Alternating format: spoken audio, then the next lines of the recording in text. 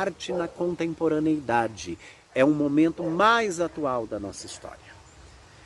E para esse momento, eu escolhi apenas artistas brasileiros.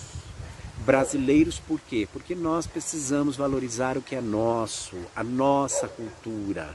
Nós temos um país muito rico em cultura. Uma diversidade na música, na dança, nas artes visuais, no artesanato, no teatro. E de maneira geral, infelizmente, nós temos o hábito de não valorizarmos os nossos artistas. Certo? E aí eu escolhi alguns artistas vivos. Embora tenhamos artistas muito importantes já falecidos. Tarsila do Amaral, Cândido Portinari, Anita Malfatti, Alfredo Volpi. São muitos. Mas eu optei por trabalhar com 3 artistas vivos. E hoje a gente vai falar de uma artista muito bacana. É uma mulher brasileira que esse ano está completando 60 anos de idade. O nome dela é Beatriz Milhazes. Beatriz Milhazes.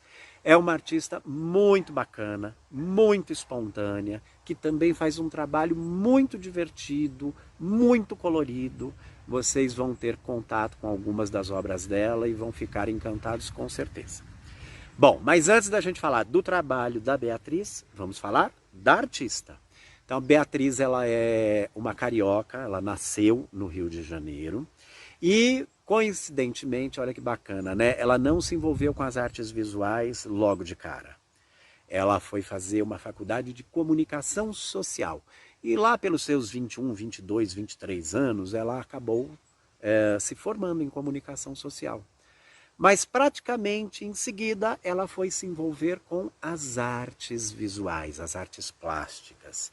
E foi fazer um curso lá no Rio de Janeiro, num lugar chamado Parque Lage. E dali para frente, Beatriz se encantou com a arte e fez da vida dela a arte presente o tempo todo, todos os dias.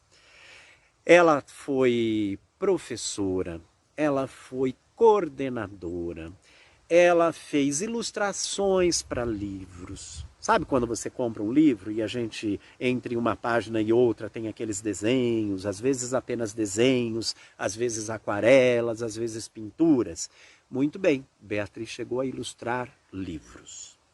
Fez gravuras, enfim, ela foi trilhando o caminho dela pelas artes visuais e foi descobrindo, de fato, o que ela gostava de fazer. E aos poucos ela foi se tornando uma artista muito reconhecida, muito requisitada, tanto no Brasil como no mundo. Se vocês me perguntarem quantas exposições a Beatriz fez, incontáveis exposições pelo Brasil e pelo mundo. Para vocês terem ideia, ela tem obras nos principais museus do mundo. Museus que compraram obras dela para comporem os seus acervos, né, as suas coleções. Então ela tem obras no MoMA de Nova York, no Metropolitan de Nova York, ela tem obras em museus em Portugal, Lisboa, em Paris, na França. Enfim, ela é uma artista realmente bastante talentosa e bastante reconhecida. A ponto, para vocês terem ideia, de há cerca de mais ou menos uns 2 ou 3 anos, uma escola no Rio de Janeiro, chamada Paraíso do Tuiuti, escola de samba, fez lá o seu desfile na Marquês de Sapucaí. Naquela ocasião eles falavam de um movimento cultural, um movimento de arte, né, que nós podemos chamar de tropicalismo, tropicália, e a Beatriz foi homenageada nesse desfile. Um dos carros alegóricos do desfile trazia exatamente reproduções das obras da Beatriz. As próprias obras decoravam cenograficamente o carro alegórico. E a Beatriz em pessoa estava lá no desfile da Paraíso do Tuiuti. Então, realmente, ela é uma artista bastante importante no panorama da nossa arte nacional. Tá bom? Bom, ela tem um trabalho, vocês vão observar aí nas reproduções, muito abstrato. Ao contrário do Clóvis Júnior, que faz um trabalho todo figurativo, com representações das figuras humanas, das figuras naturais, vegetais, com elementos da religiosidade, da fauna e da flora brasileiras, a Beatriz faz uma representação abstrata. Então ela tem uma linha de trabalho bem diferente do Clóvis Júnior. Né? Então, além da gente observar como marca do trabalho dela o abstracionismo, a gente vai notar algumas questões importantes. Primeiro, de maneira geral, os trabalhos dela são bidimensionais. Eles não têm aquela sensação que vocês chamam de 3D, tridimensional, onde a gente percebe a profundidade. Né? A Beatriz, ela faz um trabalho bidimensional. Uma outra característica bastante importante no trabalho dela é o uso das linhas e das formas geométricas, em especial as formas geométricas. A gente vai observar que o trabalho está recheado dessas formas geométricas e, curiosamente, a gente também vai observar que existe uma predominância dos círculos. Predominância quer dizer que ela usa demais os círculos, mas ela faz um jogo visual muito legal, porque ela mistura as formas geométricas, os círculos grandes e juntamente ela coloca os de menor proporção.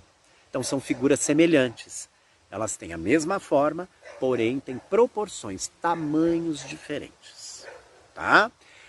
Outra coisa bastante interessante de observar é que muitos dos trabalhos dela trazem elementos florais. A gente vai ter a sensação em vários trabalhos de estar observando flores. Uma outra característica importante no trabalho dela. Ela basicamente não usa texturas, mas ela usa estampas. A gente vai ver superfícies lisas, mas a gente vai ver também superfície listrada, superfície xadrez, o que é bastante interessante. Dificilmente a gente vai encontrar efeitos de luzes e sombras nos trabalhos dela, e eu diria que uma das características mais fortes que a gente observa no trabalho da Beatriz é em relação ao uso das cores.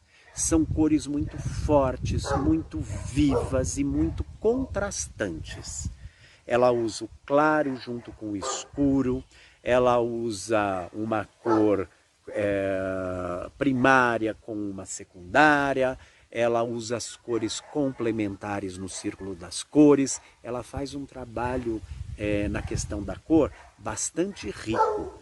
A gente percebe às vezes até alguns trabalhos, por exemplo, o uso do azul aparece muito naquele trabalho, mas em diferentes tonalidades.